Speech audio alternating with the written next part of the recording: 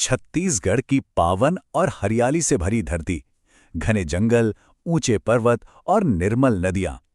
आज हम इसी खूबसूरत और पवित्र भूमि से शुरू हुई एक बेहद ऐतिहासिक और आध्यात्मिक यात्रा पर चलेंगे। इस चर्चा में हम गुरु घासीदास बाबा जी की उस महान विरासत को करीब से जानेंगे, जिसने पूरे समाज को सत्य, अहिंसा और समानता का एक बिल्कुल नया रास्ता दिखाया। तो चलिए अपनी बात की शुरुआत इस बेहद शक्तिशाली और गहरे विचार से करते हैं। सच्चा बल हिंसा में नहीं बल्कि सत्य और सतनाम में है। जरा सोचिए, एक ऐसा समय जब समाज ऊंच नीच, अन्याय और छुआछूत की बेड़ियों में पूरी तरह जकड़ा हुआ था, तब ये विचार कितनी बड़ी और अहम क्रांति रहा होगा, है ना? अब इस महान दर्शन को गहराई से समझने के लिए हमें एक ऐसे चमत्कार की ओर चलना होगा जो इतिहास के पन्नों में दर्ज है। कल्पना कीजिए जोंक नदी के उस मनमोहक किनारे की। नदी का शांत जल धीरे धीरे बह रहा है। चारों तरफ बड़े बड़े वृक्ष हैं। बिल्कुल शांत माहौल। उस दौर में संसार के दुखों और ऊंच नीच से व्यथित होकर बाबा जी ने इसी शांत जगह को अपना तपोबल बनाया। कुछ लकड़ियां इकट्ठा कीं और वहीं बैठकर दिन रात सतनाम के जाप में लीन हो गए। वो पूरी तरह से एक अलौकिक और दिव्य शांति में डूबे हुए थे। लेकिन जैसा कि अक्सर होता है, जहां गहरी शांति होती है, वहां किसी ना किसी का अहंकार टकरा ही जाता है। हुआ यूं कि सोना खान के राजा को जब बाबा जी की बढ़ती महिमा के बारे में पता चला तो उसका अहंकार जाग उठा। उसने गुस्से में कहा कि मैं भी तो देखूं इस साधु में आखिर कितनी शक्ति है। उसने अपने सैनिकों को आदेश दिया कि विशाल हाथियों को नशा खिलाकर बाबा जी की तरफ छोड़ दिया जाए। अब सोचिए, लाल आंखों वाले चिंघाड़ते हुए उग्र हाथी बाबा जी की ओर बढ़ रहे थे। धरती कांपने लगी थी, लेकिन तभी एक ऐसा चमत्कार हुआ जिसकी किसी ने कल्पना भी नहीं की थी। बाबा जी ने बहुत शांति से अपनी आंखें खोली, हाथ उठाए और गहरी शांत आवाज में सिर्फ एक शब्द कहा, सतनाम। और पता है क्या हुआ?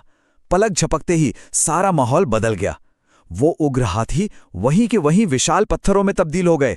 सच में, जब राजा ने यह अपनी आंखों से देखा तो उसका सारा घमंड चूर चूर हो गया। वो रोते हुए बाबा जी के चरणों में गिर पड़ा।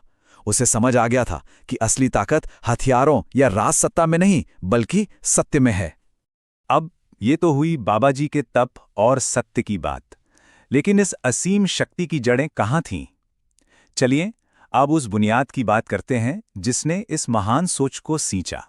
अक्सर हमें लगता है कि संत तो बस अकेले ही तप करते हैं, लेकिन गुरु घासीदास बाबा जी कोई ऐसे एकांतवासी संत नहीं थे। उनके इस सतनाम मिशन के पीछे उनके पूरे परिवार का अटूट समर्थन, सेवा और बहुत बड़ा त्याग था। उनकी माता सफूरा से लेकर उनके क्रांतिकारी पुत्र गुरु बालक दास जी तक परिवार का हर एक सदस्य इस बड़े बदलाव की एक बहुत मजबूत रीढ़ था। खास तौर पर अगर हम माता सफूरा की बात करें तो उनकी सादगी, ममता और उनके धार्मिक स्वभाव ने ही इस परिवार की नींव रखी थी। आप समझ ही सकते हैं कि बचपन में मां से मिले संस्कार ही तो वो बीज होते हैं जो आगे चलकर इतना बड़ा आकार लेते हैं। उन्हीं संस्कारों ने अहिंसा और समानता के उन महान मूल्यों को जन्म दिया जो बाद में पूरे समाज के लिए एक विशाल प्रेरणा बन गए।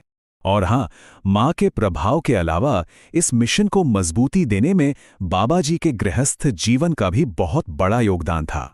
इस सफर में बाबा जी की पत्नियां राधा माता और नीरा माता दोनों ही बेहद असाधारण और मजबूत महिलाएं साबित हुईं। एक तरफ राधा माता थी जो अपार सेवा भाव की मिसाल थी और जिन्होंने सामाजिक भेदभाव मिटाने के इस मिशन को पूरी तरह अपना लिया था। दूसरी तरफ नीरा माता थी जो मुश्किल वक्त में मानवता के उपदेशों को जिंदा रखने के लिए एक अडिग स्तंभ की तरह खड़ी रहीं। इन दोनों मातृशक्तियों ने मिलकर अपने घर को एक ऐसा पवित्र स्थान बना दिया था जहां से सतनाम का यह महान संदेश फला फूला। इसी सेवा और धर्म से भरे माहौल ने आने वाली पीढ़ी को भी तैयार किया, खास तौर पर उनके सुपुत्र गुरु बालक दास जी को। बचपन से मिले इन्हीं महान संस्कारों ने गुरु बालक दास जी को एक बेहद साहसी और निडर रक्षक के रूप में ढाला। वो सतनामी समाज के 7 पवित्र प्रतीकों से गहराई से जुड़े रहे। उन्होंने अपने पिता के इस महान आध्यात्मिक संदेश को सिर्फ सहेजा ही नहीं, बल्कि सच कहूं तो उसे एक बहुत ही व्यापक और नई दिशा दी। उन्होंने क्या किया कि जो बातें सिर्फ आध्यात्मिक विचारों तक सीमित थीं, उन्हें एक जमीनी सामाजिक क्रांति में बदल दिया। उन्होंने गांव-गांव जाकर मनखे मनखे एक समान, यानी सभी इंसान बराबर हैं, इस विचार को एक जन आंदोलन बना दिया। छुआछूत और भेदभाव के खिलाफ वो डट कर लड़े। उन्होंने डंके की चोट पर यह साबित किया कि कोई भी इंसान जन्म से ऊंचा या नीचा नहीं होता। और हां, इसके लिए उन्हें बहुत भारी विरोध का भी सामना करना पड़ा, लेकिन वो अपने उसूलों से कभी पीछे नहीं हटे। तो इतने कड़े संघर्ष, त्याग और इन दिव्य चमत्कारों का आखिर निचोड़ क्या है? निचोड़ बहुत ही सीधा और स्पष्ट है। सत्य ही परम धर्म है। दुनिया का हर इंसान पूरी तरह से एक समान है और निस्वार्थ सेवा ही सबसे बड़ी पूजा है। इस पूरे परिवार की विरासत इन्हीं शाश्वत सिद्धांतों पर टिकी हुई है। और ये संदेश सिर्फ उस समय के लिए नहीं था, ये आज भी हम सबको यही प्रेरणा देता है कि हम बंटवारे के बजाय एकता और भाईचारे को चुनें। अब ये पूरी चर्चा खत्म करने से पहले हमारे सामने एक बहुत ही गहरा सवाल खड़ा करती है। आज की इस भाग दौड़ भरी दुनिया में जहां सत्ता और ताकत को ही सब कुछ माना जाता है, वहां हम सच्ची समानता और भीतरी सत्य के इन पाठों को अपने रोजमर्रा के जीवन में कैसे उतार सकते हैं? आप भी इस पर जरूर विचार कीजिएगा। इसी विचारोत्तेजक सवाल के साथ हम आज के इस विश्लेषण को यहीं विराम देते हैं। हमारे साथ इस सफर में जुड़ने के लिए आपका बहुत बहुत धन्यवाद।